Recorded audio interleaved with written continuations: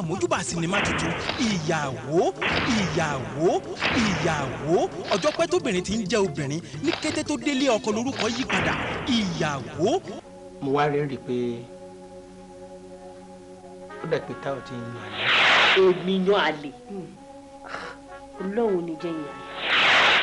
ó sì jẹ́ each time tó bá ti wà ń bí látàárọ̀ tó bá dalẹ̀ wà lóhùn lọ ṣó ò nífẹ̀ẹ́ mi. ṣúrí ẹwà di púpọ̀ ọkọ mi yẹn mi ò fi bá anybody ṣeré ṣórí wellness tí n bá tún rí ìwọ àti ẹ máa fi ẹ lọ́kọ̀lọ́kọ̀ máa ti lọ lù ẹ́ jù. ìwọ olè ọ̀lẹ yìí tẹ bá ti ṣe aṣẹ́wó yìí káàkiri tán ẹ̀rọ wábi tẹ máa fọlá gbẹ́ ètò rọ̀ sí kò ń ṣe lè tèmi ìwọ olè burúkú oníjẹkújẹ olè yìí. ọ̀túnlọ̀ àjọ sọ́bà yìí ṣe bó mọ̀ ikú mo níyàwó lé. èmi náà rẹ́dí láti dalé ẹrù sórí láti jọ́ sí mo ti bàlágà mi ò lóyún rí this is the first time ó wá sọ fún mi pé kí n lọ yọ tí n bá lọ yọ kí ni mo tó fẹ́ jẹ yẹn yọ. mo fẹ́ kó ro tèmi mọ́ tiẹ̀ o. dípò èmi náà fẹ́ kó ro tèmi mọ́ tiẹ̀. ọjọ́ òní wà kí mi pẹ̀lú ẹ̀ bẹ̀rẹ̀ sí máa ṣọ́ra nílé ṣé o ti gbàgbọ́ rẹ nínú ó ní kálí pẹ̀lú life tiẹ̀ láti live kò yẹ má ṣọ́ mi ò ní ṣọ́ ẹ ok. anyway ìgbà wo ló máa délé ni torí wọn after 12 lẹ dé lóru àná. after 12 mo wọlé àná a tó wá nkẹ́ tó délé ni. ìyàwó orúkọ ńlá orúkọ ẹlẹgẹ́ orúkọ tó yẹ kí gbogbo obìnrin ó máa ṣe lọ́jọ́ bíi wúrà òun fàdákà ìyàwó kí lójú Rónkẹ́ Òṣòdì Òkèrè tó fa sábàbí sinimá yìí ìyàwó sinimá tá a fi sọrí ògòkú ọmọ kúlòdò àtàwọn ìràwọ̀ òṣèré bíi Yẹmí Ṣọládé Aláràn Màmá Rainbow Bàlíwèrèpè Síkírátù Sìńdódó nínú sinimá yìí láti ṣàfihàn Bùnmi Akínlẹ́yẹ Abẹ́láre ló darí ẹ̀ ìyàwó sinimá látọwọ́ Rónkẹ́ Òṣòdì Òkè fídíò kásẹ̀tì àti VCD ẹ̀ ti jáde báyìí o lábẹ́ àsíá Olasco Films and Records International Limited 129 Nnamdi Azikiwe Street Ìdúmọ̀tà ó tún wà lọ́dọ̀ Edmasa Films and Records ní Ìdúmọ̀tà ìyàwó má jẹ́ wọn ròyìn rẹ̀ fún ọ o.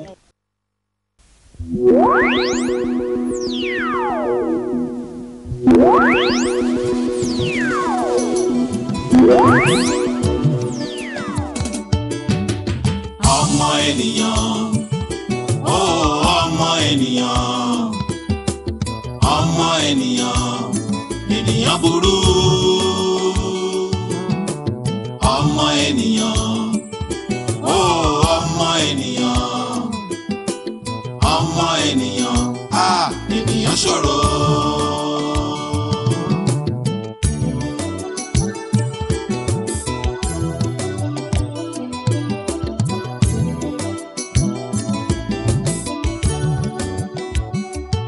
ẹ ò rí ẹ wáyé ènìyàn ẹ wọ ọmọ Ádámọ̀ adarí ọ̀run ènìyàn abidi yanyan ọmọ adarí ọ̀run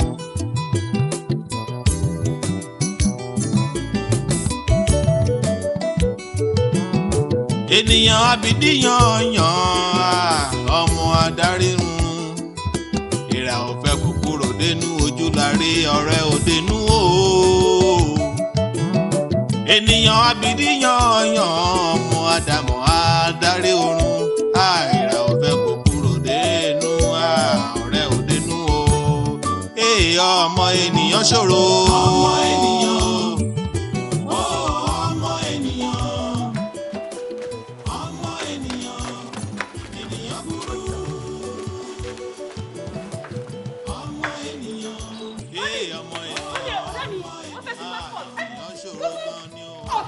máa dáná sun mi.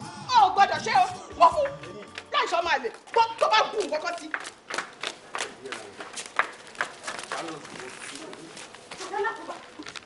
pé kí ni fún mi. báwo ló ṣe ẹ gbà mí. mọ́mí instead kí ni máa fi ẹ̀sìn àwọn mi lọ kí n kú dáná sun ó bẹ́tà ju kí n máa rí lọ. bọ̀dá mi ẹ fẹ́ dáná sun passport yín. mi ṣe ní dáná sun wọ́n fún mi ní nǹkan 6 months ó kù 1 month kó expire ó kú bẹ́tà kí n dáná sun náà ju kó expire kí n máa wọlé lọ. mú fún táwù ó ṣe kúkú gbé mi lọ sọ́jà òyìnbó báyìí kó lọ láago lé mi lórí. ìwọ fẹ́ sun passport tí visa ti wà nú ẹ̀ ní tí àwọn èèyàn ń wá tí wọ́n ta ilé ta ọ̀nà kí wọ́n tó rí ni wọ́n rí lọ́fẹ̀ẹ́ ló fẹ́ sun náà. mọ́mí mo rí lọ́fẹ̀ẹ́ lófò ìgbà tó wá fẹ́ expire lọ́fẹ̀ẹ́ lófò ńkọ́. o ò ṣe ní sùúrù dọ́kọ mi ṣé bí mo ṣàlàyé fún ẹ wípé kò sí tó lóhùn ò lè ṣe oòrùn tó wà lókè yìí ó ṣàṣọgbẹ láàrin oṣù kan ṣoṣo tó kù yìí kò sí tó lóhùn ò lè ṣe. ó tiẹ̀ dá báyìí ibi tá a dé dúró yóò dá báyìí sórí gbogbo ọ̀nà báyìí tí mo bá mú báyìí mo láti sàpá ẹ̀ wọn ò ní lọ yẹn wà á lọ ìwọ fọkàn ẹ balẹ̀ wà á lọ mo rí Ọlọ́run kò sí tó lóhùn ò lè ṣe láàrin oṣù kan tó kù yìí o.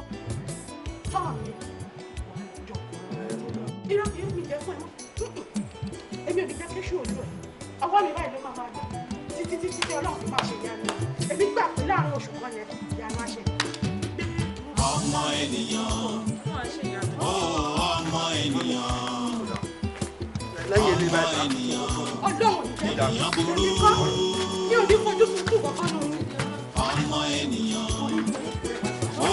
ọmọ ènìyàn ọmọ ènìyàn ènìyàn ṣòro.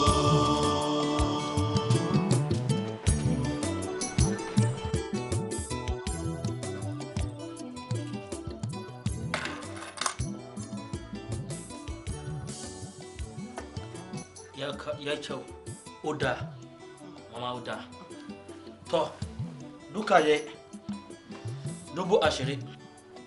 èwo ni ẹ kí ni 20,000 wo ṣe táyé gbọ́ wọ́n gbọ́ Yorùbá ṣèdè sí wọn. gbàgbé 55,000. 55,000 owó kí nìyẹn. Sonny kí ni ìtumọ̀ eléyìí sí ṣebó ti test ẹ̀ ó dẹ̀ rí pọ̀ original ni ó wá bó ṣe wà yẹn 100,000 naira. orí tiẹ̀ gan Tádé kò lọ́pọlọ tó bá ní ọpọlọ ni wàá mọ̀ pé gbogbo ohun tí mo kó jọ yìí kì í ṣe ọ̀rọ̀ 300,000 ìwọ náà ń dá 100,000 lé wo eléyìí nìkan lásán eléyìí èmi àti ìyá ẹ olájọ lò nígbà tó ń ṣe birthday ọdún kan múra tèmi múra tàbúrò mi gbà yẹn mo dẹ̀ mọ iye tí mo rà 100,000 lé gbogbo tó kó. ọmọ ẹ ló sọ̀rọ̀ gbogbo ẹ nísìn 75 alibarika. wo Tádé lọ wẹ́lò mi wà fún mi tó máa ra kínní. wíkẹ́ bá máa ha kínní sínú ilé fún mi Tádé. mi ò fẹ́ wàhálà tó ń dààmú mi náà fún mi wàhálà náà. Olóhùn. Tádé ṣé cash ti wà lọ́wọ́ ẹ̀. wà tí cash bá wà lọ́wọ́ ẹ̀ nǹkan o gbọ́ nǹkan tí mọ́mí sọ. ṣó wà lọ́wọ́ ẹ̀. wà lọ́wọ́ ẹ̀. ẹ wo mọ́mí ẹ jẹ́ ká gbà lọ́wọ́ ẹ̀. mú fún ká gba 75,000 fún ẹdúró tí mo kọ́ kalẹ̀ yìí. díẹ̀ náà ló kù tá a máa wá sí náà. díẹ̀ tó kù nǹkan ibo ló ti fẹ́ rí 45,000 naira mà ló kù. ẹ jẹ́ àgbà lọ́wọ́ ẹ̀ jàre àbí. mọ́mí ẹ jẹ́ àgbà bẹ́ẹ̀. ìwọ tí wọ́n náà ká gbà ìwọ tó tún jóbìnrin o tún ní ká gbà abókí wọ́n ní o máa kó lọ. ọmọ ènìyàn ọmọ ènìyàn ọmọ ènìyàn ènìyàn burú. lọ́nà kó dé bá wọ̀ sọ́dọ̀ ọ̀rọ̀ owó sí pàtó ní àbílẹ̀ àyè. Sonny wa máì ti ta àwọn kìnìyàn àìlè wàá rà padà lọ́wọ́ ẹ̀. gbà ẹ gbà màmá.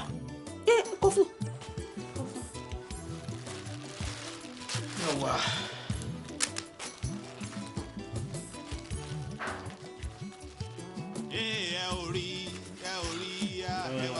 ẹ̀ẹ́dẹ̀ ká gbogbo ẹ̀kọ́ ó lè máa pẹ́.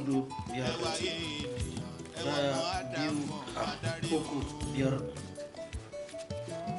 Ai mana aba ba ko kawuna. Ya kawuna.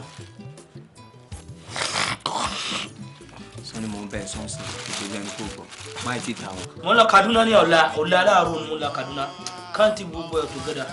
Bismillah. Máa ta wọn ni mo sọ fún ẹ ò tó ra ìlú wàhálà padà. Lọ sí Kaduna. Tọ́. ènìyàn abidi yan ọmọ Ádámù adarí oorun àìrà ọ̀rẹ́ òkúrò dénú ọ̀rẹ́ òdenu o èèyàn ọmọ ènìyàn ṣòro.